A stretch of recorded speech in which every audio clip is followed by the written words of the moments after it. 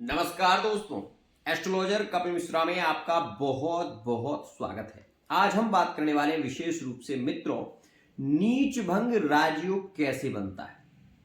अगर आपकी love life में प्रॉब्लम चल रही है और मंगल शुक्र की युति आपकी कुंडली में है या गोचर में चल रही है तो 100% आपका पार्टनर लौट कर आएगा। लेकिन कई बार ये समझ में नहीं आता कि ये कैसे हो गया, और कई बार लोगों को ये मजाक लगता है। जो जनरली ज्योतिष को नहीं जानते वो लोग कहीं ना कहीं मूर्ख समझने लगते हैं।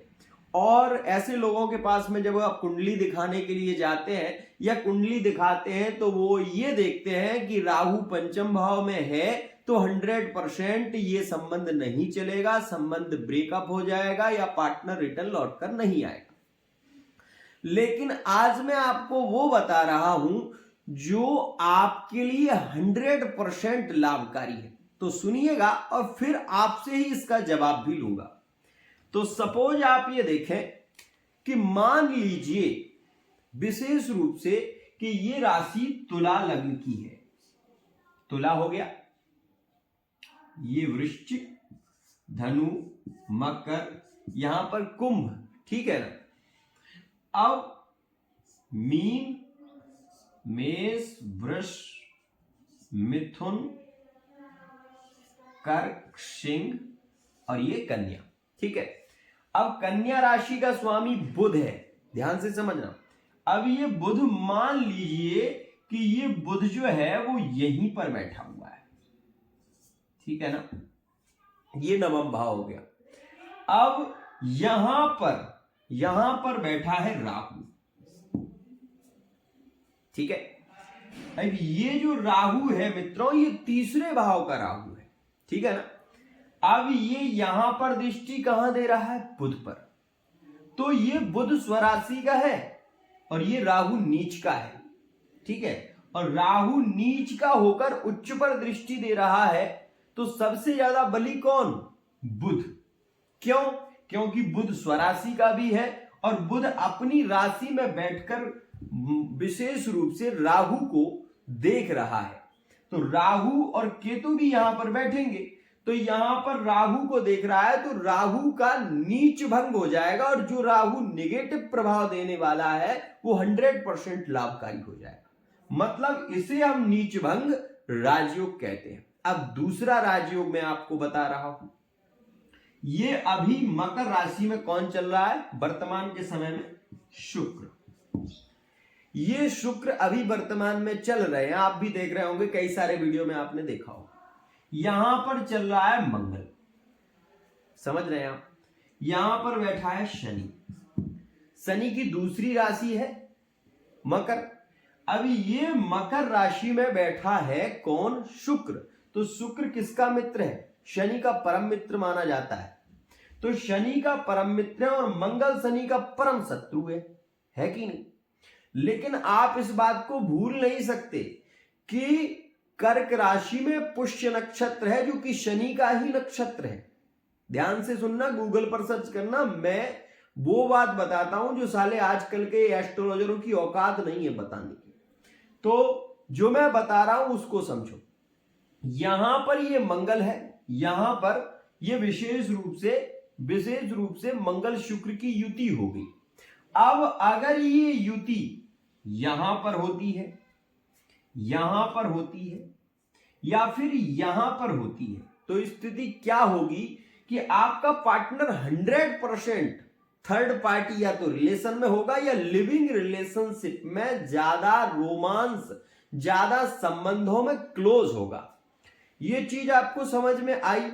लेकिन एक भाव से भाव का भी सिद्धांत होता है, ये भी ध्यान रखो।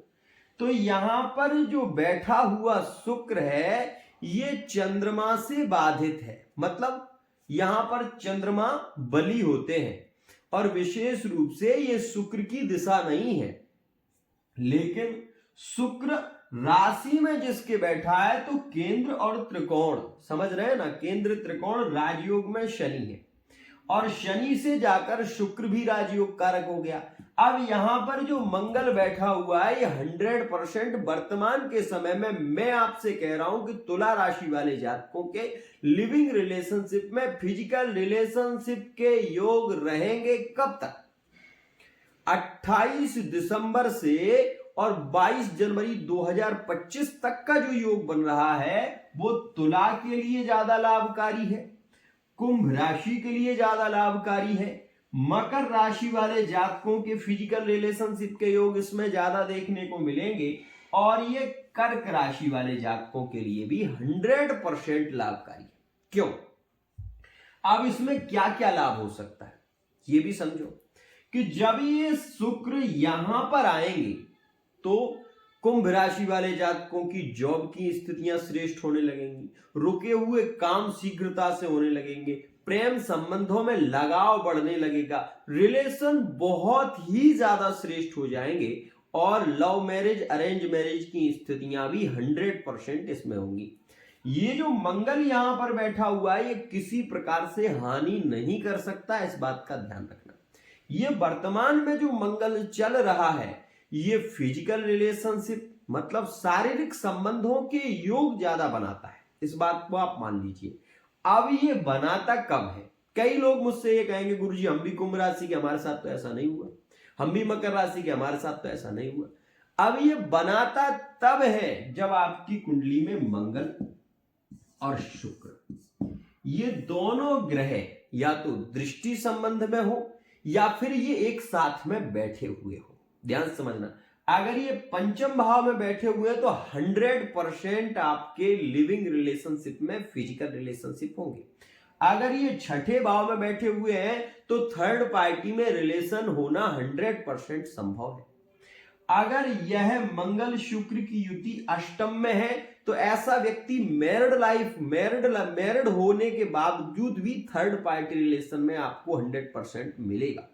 तो ये एक ऐसी अद्भुत कृति है कि जिसको आपको समझना चाहिए, लेकिन कई बार ये लोग समझते नहीं है, लोगों की समझ में नहीं आता, और फिर वो घूमते रहते हैं और वो केवल एक ही बात समझने लगते हैं कि ऐसा कुछ नहीं है।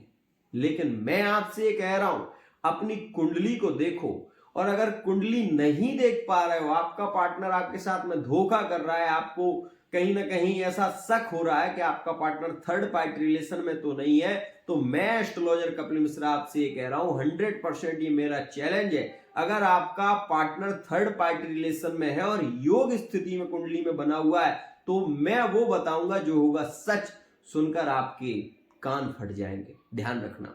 आज के लिए इतना ही है, आशा करता हूं ये वीडियो आपको पसंद आई होगी।